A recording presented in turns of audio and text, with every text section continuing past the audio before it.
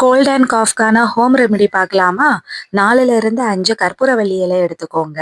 அப்புறம் ஒரு 5லிருந்து 6 துளசி எடுத்துக்கோங்க. துளசியும், கற்பூரவள்ளியும் கோல்ட் அண்ட் காஃப்க்கு ரொம்பவே நல்லது. சின்ன குழந்தைங்களுக்கு உடனே சரியாயிடும். 1 வயசுக்கு மேல உள்ள குழந்தைங்களுக்கு நீங்க தாராளமா கொடுக்கலாம். 1 வயசுக்கு கீழ இருக்கிற குழந்தைங்களுக்கு கொடுக்க வேண்டாம்.